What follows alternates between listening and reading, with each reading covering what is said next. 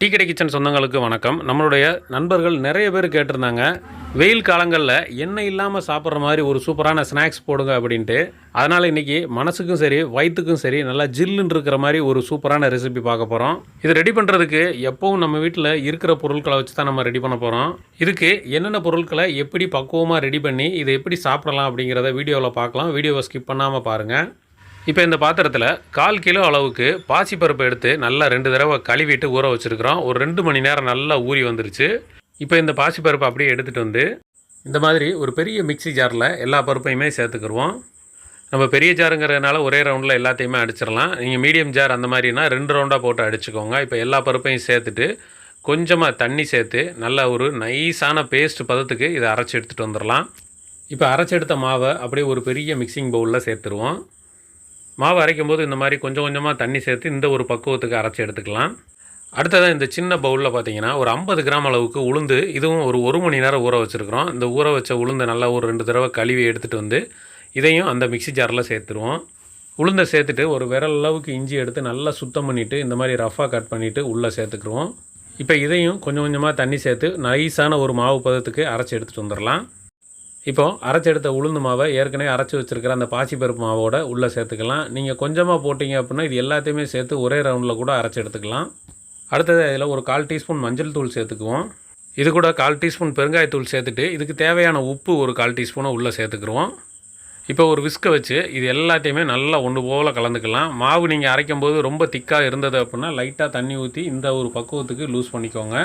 இந்த பாசிப்பருப்பு மாவையும் உளுந்து மாவையும் ஒரு 2 நிமிஷத்துக்காவது விடாமல் விஸ்க வச்சு இந்த மாதிரி கலந்துக்கிட்டே இருந்தோம்னா நல்லா நுர பொங்கி வரும்.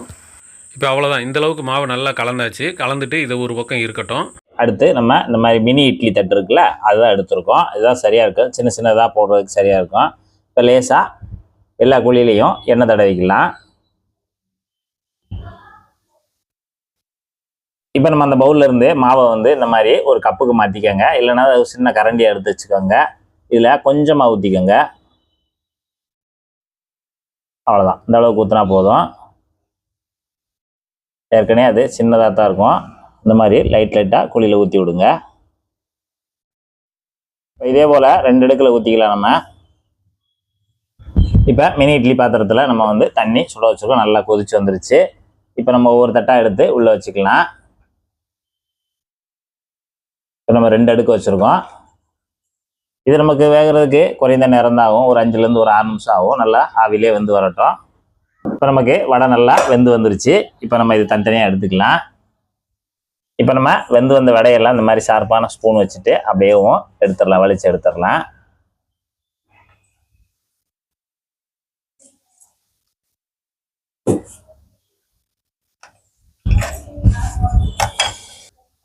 அடுத்து ஒரு பெரிய மிக்சி ஜார் எடுத்து வச்சுட்டு 3 பச்சை மிளகா உள்ளே சேர்த்துக்கலாம். மீடியம் சைஸில் ஒரு சின்னதாக இஞ்சி துண்டு, ஒரு 2 இன்ச்சு அளவு இஞ்சி துண்டு எடுத்து கழுவிட்டு உள்ளே சேர்த்துக்கலாம். இந்த மாதிரி துண்டு துண்டாக கட் பண்ணிட்டு சேர்த்துக்கோங்க. சின்னதாக பூண்டு, இந்த மாதிரி சின்னதாக 2-3 பல்லு போதும், அதையும் உள்ளே சேர்த்துருவோம். புதினா தலை ஒரு 10 தலையை நல்லா கட் பண்ணி கழுவி வச்சுருக்கோம், அதையும் உள்ளே சேர்த்துருவோம். மல்லி இலை பார்த்தீங்கன்னா நல்லா ஒரு கொத்து எடுத்து நல்லா கழுவி வச்சுருக்கோம், அதையும் நம்ம பிச்சுட்டு உள்ளே சேர்த்துக்கலாம். ஒரே ஒரு கொத்து கருவேப்பிலை.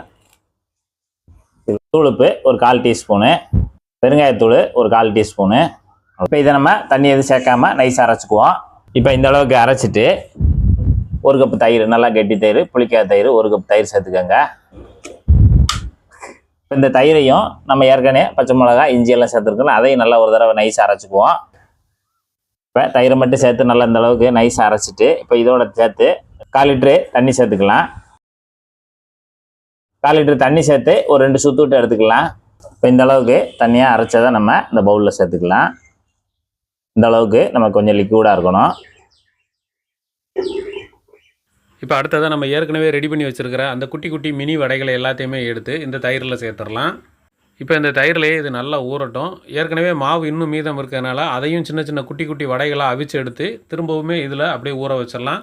மொத்தமாக ஒரு 1/2 மணி நேரம் நமக்கு ஊறிடுச்சு அப்படின்னா சூப்பராக ரெடி ஆயிரும். இன்றைக்கி நம்ம டீ கடை கிச்சனில் பார்த்தீங்கன்னா தயிர் வடை சூப்பராக தயாராகிருக்கு. அது அப்படியே ஸ்பூன்ட்ட எடுத்து நல்லா சாப்பிட்டா தயிரில் நல்லா காரசாரமாக நல்லா ஊறி அருமையாக இருக்கும். தயிர் வடை சாப்பிட்ணுன்னு நினச்சிங்கன்னா இதே மெத்தடில் இதே போல் நீங்களும் ஒரு சூப்பரான தயிர் வடை செய்து சாப்பிட்டு பார்த்துட்டு எப்படி இருந்தன்றதை மறக்காம கமெண்ட்ல சொல்லுங்க. நன்றி, வணக்கம்.